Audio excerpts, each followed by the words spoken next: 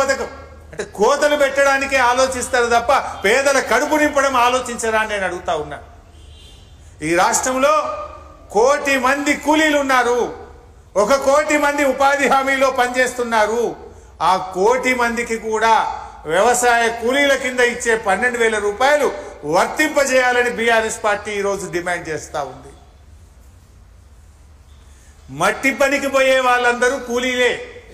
వారందరికీ కూడా వ్యవసాయ కూలీలకు ఇచ్చే 12,000 పథకం వర్తింపజేయాలి. అందులో కోతలు పెట్టొద్దు అని ఈ ప్రభుత్వాన్ని మేము కోరుతా ఉన్నాం.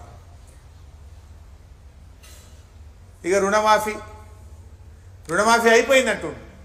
అయినా అదే 20,000 కోట్లు ఇచ్చేసినామంటుండు. చెప్పిందేమో 31, అంతకుముందు 40 చెప్పారు, 31 అన్నారు. ఇప్పుడు చేసింది 20 అంటుండు. ఆ 20 కూడా కాలే. నేను మీకు ఆ షీట్ కూడా పంపిస్తా, ఉదాహరణలతో సహా ఇస్తా. మంగళారం నరసింహారెడ్డి, ఈయన కంది గ్రామము సంగారెడ్డి. ఈయనకు 1,64,547 రూపాయలు ఉంది.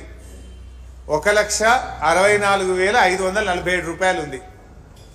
మంగళారం నరసింహారెడ్డి, కంది గ్రామము, సంగారెడ్డి మండలం. ఈయనకి ఇంతవరకు రుణమాఫీ కాలే. ఇలా పొద్దున కూడా మాట్లాడినా. ఈయన ఫోన్ నంబర్ కూడా దీని మీద ఉంది. నేను జర్నలిస్టులకు ఇస్తా, మీరు కూడా మాట్లాడండి. ఒకటి. రెండవ రైతు జంగం రాజశేఖర్. ఈ రైతు జంగం రాజశేఖర్, ఈయనది జహీరాబాద్, సంగారెడ్డి జిల్లా. ఏపీజీవీబీ కాజీపూర్లో 1,07,251 రూపాయలు అప్పు ఉంది. నాకు 1,07,251 రూపాయలు అప్పు ఉంది.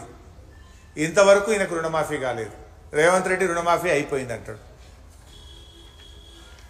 మూడవ రైతు కనకారెడ్డి, అంకిళ్ళ కనకారెడ్డి. తండ్రి పేరు మల్లారెడ్డి. సిరిసినగండ్ల గ్రామం, కొండపాక మండలం, సిద్దిపేట జిల్లా. ఎస్బీఐ ఏడీబీ సిద్దిపేటలో 1,11,703 రూపాయలు అప్పు తీసుకున్నాడు. 1,11,703 రూపాయలు కనకారెడ్డి తండ్రి మల్లారెడ్డి ఎస్బీఐ ఏడీబీలో అప్పు తీసుకున్నాడు. ఇంతవరకు ఈయనకు రుణమాఫీ కాలేదు.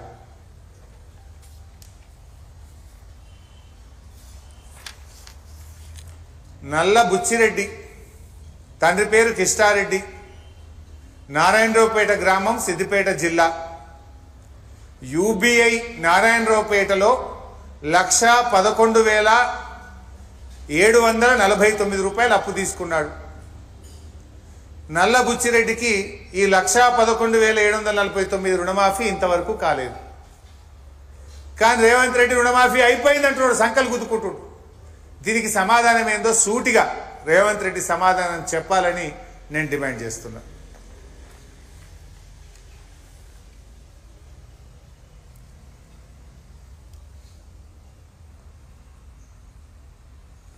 ముచ్చర్ల రాజారాం,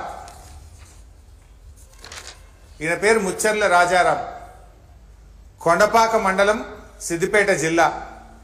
యూబీఐ కొండపాకలో 67,639 లోన్ తీసుకున్నాడు. 67,639 రాజారాం అప్పు. 2 లక్షల మాఫీ అయిపోయిందంటాడు రేవంత్ రెడ్డి. కానీ 67,639 రాజారాంకున్న అప్పు యూబీఐ కొండపాక బ్యాంకులో ఉంది. ఈ రోజు కూడా ఈయనకు రుణమాఫీ కాలేదు. రేవంత్ రెడ్డి గారు దేవుళ్ళ మీద ఒట్టు పెట్టివి, కనబడ్డ దేవుడి మీద ఒట్టు పెట్టివి. 15 ఆగస్టులోకి రుణమాఫీ చేస్తా అని మాట తప్పివి. 15 ఆగస్టు బాయే, మళ్ళా కొత్త సంవత్సరం జనవరి వచ్చే మళ్ళా 15 ఆగస్టు రాబట్టి నీ రుణమాఫీ కాకపాయే. 1,00,000 లోపు ఉన్నోంది కాకపాయే, 2 లక్షల లోపు ఉన్నోంది కాకపాయే, 2 లక్షల మీద ఉన్నోంది కాకపాయే. ఇవాళ పొద్దున నేను సిద్దిపేటకు వస్తుంటే నా ఫోన్కు ఈ రైతు భీముని అంజయ్య, నారాయణ ఖేడ్ పొద్దుగాల నాకు ఫోన్ చేసిండే. ఇవాళ 9:30కు నేను సిద్దిపేట కారులో వస్తుంటే నా ఫోన్కు ఫోన్ చేసిండు. భీముని అంజయ్య, ఈయన సార్ అప్పుడు కేసీఆర్ సార్ ఉన్నప్పుడు నాకు 1,00,000 మాఫీ అంటే 1,00,000 మాఫీ అయింది. ఈ రేవంత్ రెడ్డి వచ్చినాక 2,13,000 అప్పు ఉన్నది నాకు. ఆయన ఒకసారి టీవీలో మాట్లాడుకుంటూ 2 లక్షల మీద ఉన్నది కట్టండి, కట్టంగానే నేను చేస్తా అంటే టీవీలో చూసి నేను 3 రూపాయల మితికి తెచ్చి ఆ మీది కట్టినా.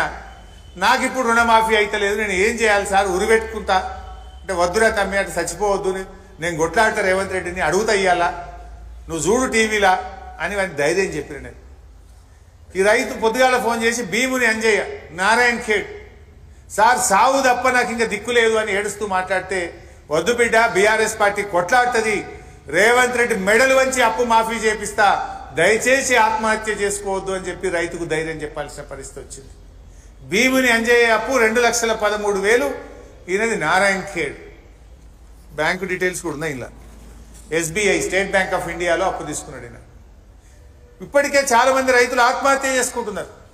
రేవంత్ రెడ్డి గారు బుకాయించుడు మానండి, దయచేసి రైతులందరికీ చెప్పిన మాట ప్రకారంగా 31,000 కోట్ల రూపాయల రుణమాఫీని అమలు చేయాలని చెప్పి బీఆర్ఎస్ పార్టీ తరఫున డిమాండ్ చేస్తున్నాం.